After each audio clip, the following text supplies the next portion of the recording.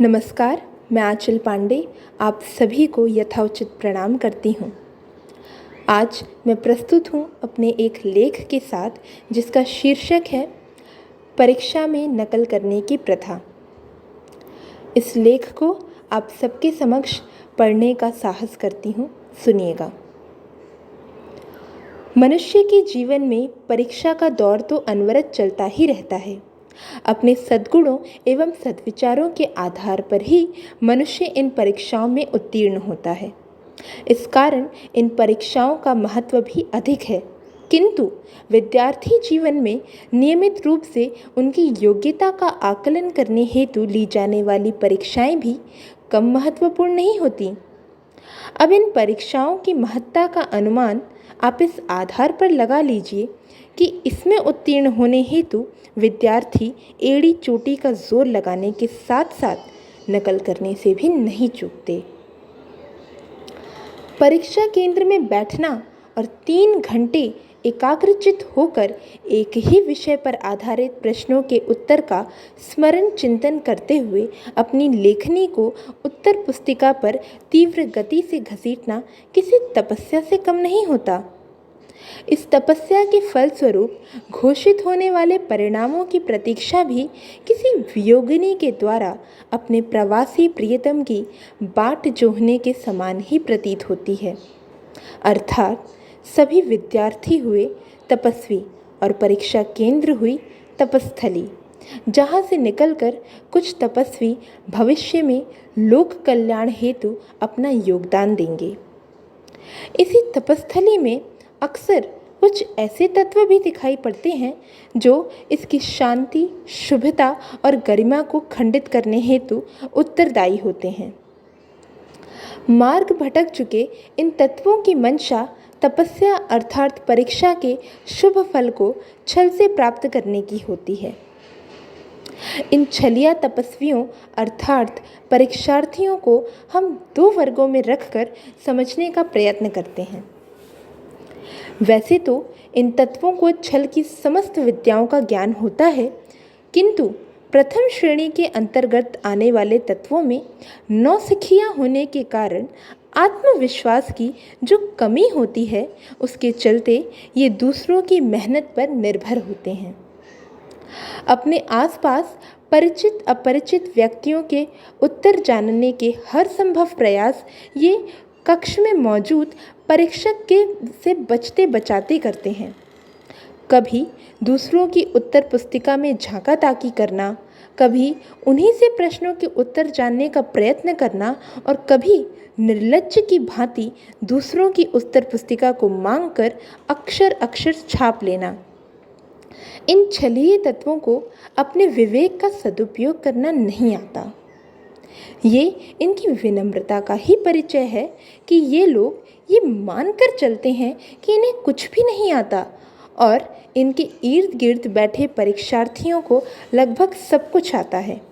इसी कारण दूसरों पर निर्भर रहकर ये लोग औरों को स्वयं पर गर्व करने का अवसर प्रदान करते हैं। साथ ही इनकी चपलता की भी जितनी सराहना की जाए कम है। नकल कराने जैसे निंदनीय कृत्य को बड़ी सहजता से ये लोग सहायता का नाम देकर अन्य तपस्वियों को भी इस छल अथवा दुस्साहस हेतु प्रेरित करते हैं और विवेकहीन लोग इनके भ्रमजाल में आ भी जाते हैं।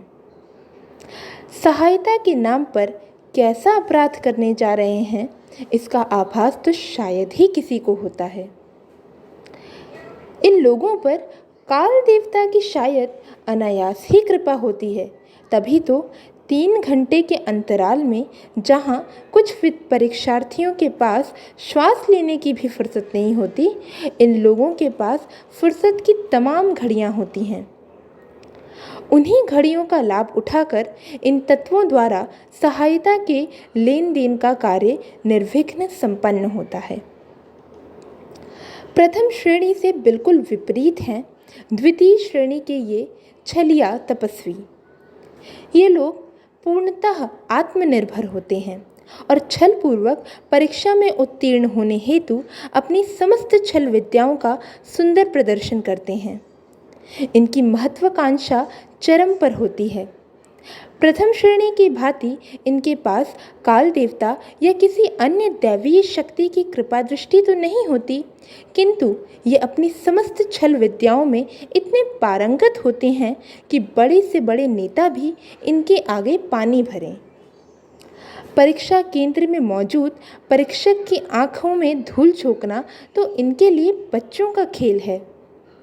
वो अलग बात है कि इन्हें ज्ञात नहीं कि ये लोग स्वयं की आंखों में धूल झोंक कर अंधकूप की ओर बढ़े जा रहे हैं।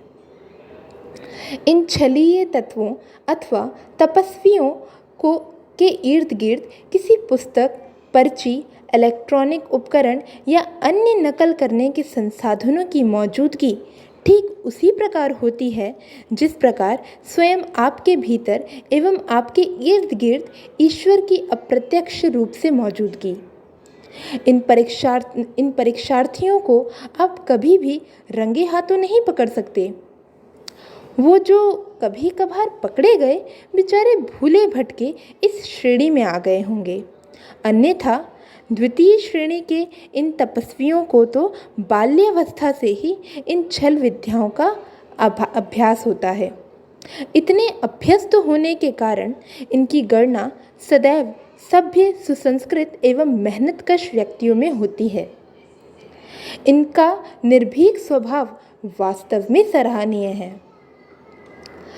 अब विधि का विधान या कलयुग का प्रभाव कहकर हम इस विडंबना को स्वीकार कर सकते हैं कि परीक्षा में नकल करने जैसा निंदित कर्म आज विद्यार्थियों के लिए छींकने, खांसने, रोने गाने जैसी सामान्य बात हो गई है। कुछ विद्वानों द्वारा इसे कला के रूप में स्वीकार किया गया है। कला के रूप में नकल करने के इस निंदित कर्म को इतना यश प्राप्त हुआ है कि इस विद्या को सीखने हेतु लोग अब हर संभव प्रयास करने लगे हैं। इसकी कीर्ति के प्रभाव स्वरूप बालकों के प्रथम गुरु होने के नाते माता पिता स्वयं अपनी संतानों को इस कला की शिक्षा प्रदान करने लग गए हैं।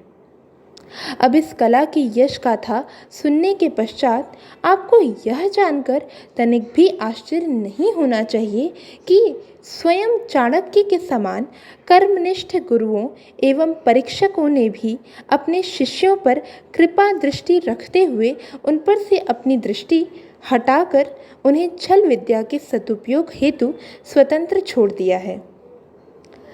नकल करने की इस प्रथा को जिस प्रकार विद्यार्थियों द्वारा निभाया जा रहा है, उससे निश्चित तौर पर समाज आगे तो बढ़ रहा है, किंतु पतन के मार्ग पर। इस प्रकार के विषय देखने सुनने में जितने छोटे अथवा साधारण प्रतीत होते हैं, इन पर यदि किसी प्रकार का चिंतन ना किया जाए, कोई अंकुश ना लगाया जाए, तो समाज को रोगी बनने हेतु पर्याप्त हैं।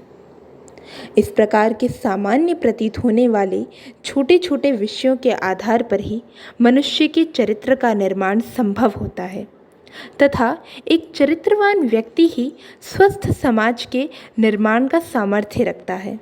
अर्थात यदि हम एक स्वस्थ सुंदर समाज की कल्पना कर रहे हैं तो बिना एक क्षण व्यर्थ किए हमारे लिए इन सामान्य प्रतीत होने वाले नकल करने जैसे निंदनीय कर्म पर चिंतन मनन कर इन पर यथाशीघ्र अंकुश लगाना अत्यंत आवश्यक हो जाता है। धन्यवाद।